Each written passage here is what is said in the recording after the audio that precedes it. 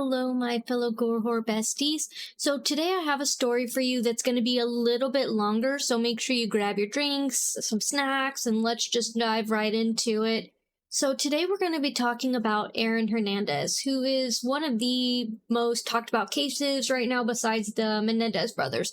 So I'm actually going to play a different video for you today than I usually play. Usually I play like a news article, but I really felt like this Netflix trailer really discussed so much about Aaron Hernandez in a very short 2-minute time span. So I'm gonna play that for you, and then once that video's finished, then we're gonna deep dive right into it. No one has allegedly murdered two people and then played an entire season as a professional athlete. I can't wait to be free. Aaron Hernandez from Bristol, Connecticut. I play at Bristol Central High School. Aaron Hernandez was a different level of athlete. He was kind. He wasn't someone who picked on other kids. He's one of the best players in America. Get him the ball. The Patriots reward him with a $40 million contract. Aaron Hernandez was a ticking time bomb. The why is the story here. He was out to prove something. Like a tough guy all the time. He had a second residence. The flop house. He had trouble with drugs, with guns. Aaron was absolutely operating on the edge. New England Patriot Aaron Hernandez was arrested this morning at his residence. Aaron was accused of murdering Odin Lloyd, his future brother-in-law. How can an individual who has everything get involved in something like this? I was the happiest little kid in the world, and you fucked me up. I ain't living with that. You did. I had nobody. What do you think I was gonna do? Become a perfect angel? Aaron was extremely terrified of his father. Violent outbursts were not uncommon in the Hernandez home. Aaron had a history of concussion-related injuries. At the drop of a hat, he became angry and violent. He had everything and threw it all away. We had to hide what we were. He was in such denial. Aaron had reason to fear for his own life. I wanted revenge. None of it makes sense. The story is not just the Aaron Hernandez story. There's a lot of lives affected by this guy. Had to be shocked for all your teammates. Next question.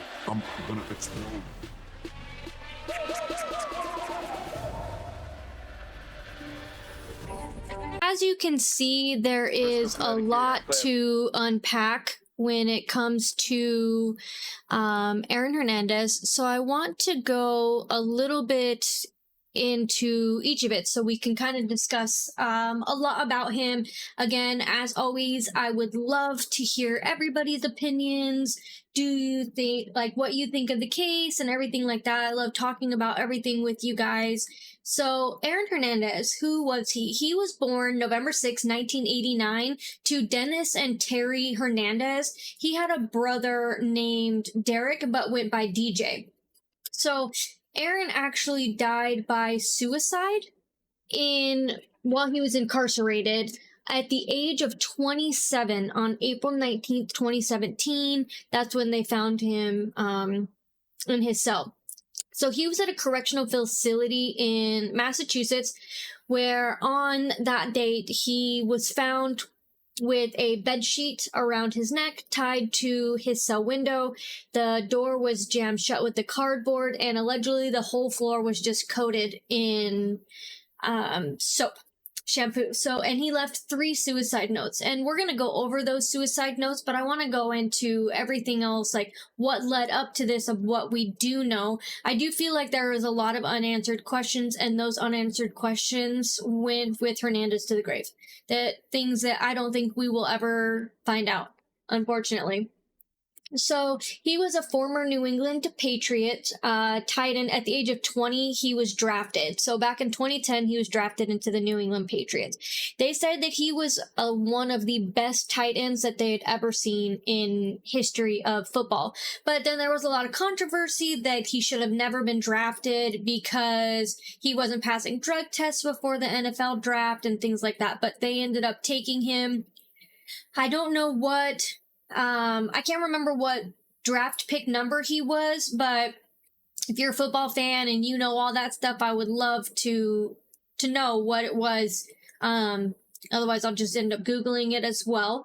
So he was drafted in 2010 and he had everything. He had money, he had fame, he had a good football team. He was with his high school sweetheart. They had a baby and everything was good. So in 2012, he was caught on camera at a bar with Daniel De Abreu and Safria Furtado. And my sincerest apologies. I know that I probably said those names incorrectly. Those two were found murdered. And to this day, from 2012 to 2023, their deaths are a cold case, unsolved murders. And that's one of the things that I think like went to the grave with Hernandez, because we don't know. We don't know if he actually did it. We know that he was accused of it. We know that there was somebody, the guy that you saw talking about revenge, I believe his name was David Alexander. He was shot by Hernandez, allegedly, saying that he was trying to keep him quiet because he knew about the murders, that Hernandez had completed the murders for Daniel and Safira. And so again, those are still unsolved, and I don't think we'll ever know the true murderer, because Hernandez was never charged with it. Fast forward to 2013, Odin Lloyd. Odin Lloyd was the brother-in-law to Hernandez. They were friends. Apparently they hung out all the time. He was engaged to Hernandez's fiance sister. Shayana was the Hernandez fiance name. And I don't know how to pronounce the other name, but I believe it was Shaylea. I honestly don't know. So my apologies on that one as well. I'm not like the best when I look at these names. So then in 2014, let's fast forward 2014, well back to 2013 for Odin Lloyd. He was shot in Massachusetts. His body was found at an industrial park, and 9 days later, Hernandez was arrested and charged with the murder of Odin Lloyd. So they're saying that there was a lot of evidence that was left at the scene, which was what caused Hernandez to be charged. There was a blunt that had Hernandez DNA on it. There was video footage that was deleted.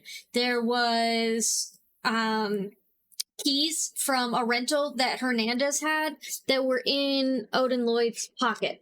So there was just so much, as well as there was shell casing, and his cell phone was tracked. There was text messages, fingerprints, shoe tracks. So ultimately, this was just really messy. He left behind so much evidence. So he was ended up charged with that in 2015. So 2 years prior to his death, he was charged with first-degree murder for Odin Lloyd. And that's when 2 years later, in 2017, he committed suicide. There's a lot of people that don't believe that he actually committed suicide, but when you look at it, it's too hard to tell. Like, again, he took that to the grave. We don't know if he actually did commit suicide or if he did commit suicide. But the speculation is, and what they tell everybody, is that he did die by suicide. So there was no motive that was ever established. There's a lot of speculations and rumors that Odin believed that Hernandez was gay, and that he was going to out him, and so Hernandez killed him to keep him quiet because he wanted to be all hush-hush about it. And that came from somebody that came forward saying that he was in a relationship with Hernandez, that they had been off and on for a really long time throughout high school and things like that. Again, that's all alleged. Hernandez never said up front that he was gay at all. So a lot of people believe that his behavior, because he was quick, from what everybody said, to just piss off. Like, he was easily angered. He was just a mess with his emotions. And a lot of people think that his behavior was linked to a brain disease that is caused from people that go through head trauma from being a football player. And it is called degenerative brain encephalopathy. I know I said that wrong. Do not. It's chronic traumatic encephalopathy. Don't judge me. for coming off wrong on that one. It's CTE, which is a degenerative brain disease that causes mood swings, aggression, lapses in judgment. And the doctor said that at the age of 27, that's the most severe that he has ever seen anybody have of CTE. And they guess they can't really factor in if you have it until after your death. So when he died, there was a process that got put into place by his lawyers that was apparently a legal loophole where they vacated his involvement in Odin Lloyd's murder. But back in 2019, it was reinstated, saying that he did murder Odin Lloyd. A lot of people are saying that he didn't do it. He did do it. We don't know. Again, that went to the grave with him. But there is so much DNA evidence that shows that he did kill Odin Lloyd. And we don't know the full reason of why. So Odin Lloyd, as I said, was dating his fiance's sister. He was shot multiple times a mile away from Hernandez's house. And the day after the murder, he went and told Patriots coach Bill Belichick and the owner, Robert Kraft, that he had absolutely nothing to do with this murder, that he was innocent. But immediately when he was arrested, sometime after, they let him go from the Patriots. He was no longer a member of the New England Patriots. So when he was arrested, also upon being taken off of the New England Patriots, sports stores all over took out his jerseys, memorabilia, merchandise. They destroyed almost $250 million worth of merch for him. Cyto Sports, Puma, EA Sports also removed him from everything. The University of Florida removed everything of him from Florida memorabilia. They wanted to wipe everything of having anything to do with Hernandez, which they just jumped right to it before he even was committed to it, but I don't know their reasoning on why they jumped to that. So when he died, though, because he died during the process of an appeal. So there was a chance, a lot of people, what I'm seeing are saying, is that he could have got off. So that's why a lot of people are having some speculation. Was it a suicide or was it a murder? Because he was really looking forward to getting out. Like, he thought he was going to be released. But there was massive amounts of K2 in his system, which is associated with psychosis. So we don't know. Again, we don't know for sure.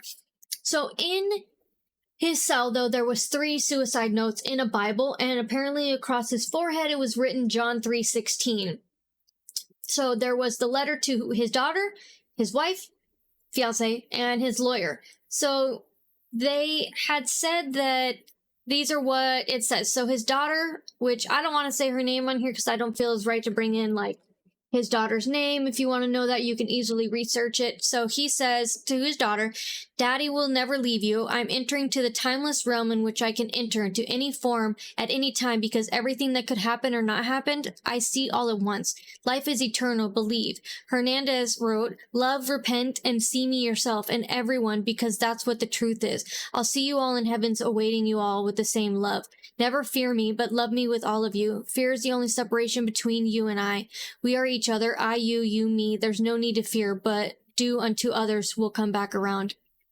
And then he said to his wife, his fiancée, Shay, you have always been my soulmate, and I want you to love life and know I'm always with you. I told you what was coming indirectly. I love you so much and know you are an angel. We split into 2 to come change the world. Your characteristics is that of a true angel and the definition of God's love.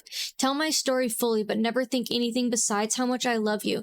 This is a supreme almighty's plan, not mine. I love you. Let daughter's name know how much I love her. Look after Jano and Eddie for me. They are my boys. You're rich. I knew I loved you. Savage Garden. Not much time. I'm being called.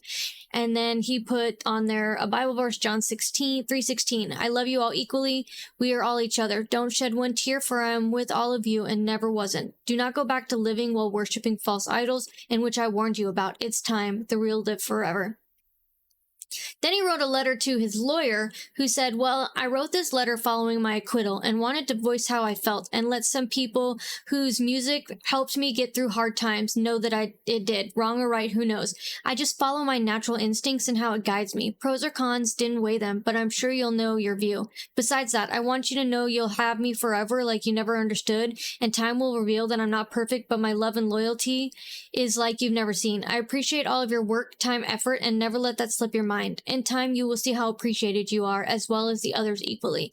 I would like you to send letters so that you can send to their artists information or whichever way you think best. I don't want any media really getting into me, trying to send all my love to the artists who got me through my tough times and sending my respect to a few of the real ones out there. So that was the 3 letters that were in his Bible in his cell. Thinking about, did he commit suicide? I mean, if he didn't commit suicide, why does he have these letters in there? So his death brought light to doctors seeking the effects of football on brain trauma. More than 300 former NFL players have CTE, which is 1/3 of the football's team. So Alexander Bradley, the one that talked to him, indicted him against shooting in Daniel and Safira's 2012 death, saying that he shot him to try and keep him quiet about the double murders. Again, that was still never proven. And I truly hope that they do find justice for those 2, because they don't deserve to have an unsolved murder. Just because Hernandez is not here anymore for them to charge him, it doesn't mean that these families don't deserve closure. I would love to know your ideas, your thoughts. Do you think he committed suicide? Do you think that he killed Daniel and Safira? Do you think that he was possibly bisexual? And what do you think about all this? Have you watched the Netflix shows? I love hearing everything about what you guys think. So Shay and her sister are estranged, which completely makes sense to me because her fiance killed her sister's fiance and her sister is defending it. Because Shay, to this day, if you look at her social medias, from now, she's still posting videos and pictures of Hernandez and still supporting him. So completely, I understand why her sister is no longer talking to her. So that is it. I hope you guys are safe out there. Be vigilant. Be aware of your surroundings. Be nice to people. Don't kill people. And just love everyone around you. And I'll see you guys for the next episode of Gore Horror. Thank you so much.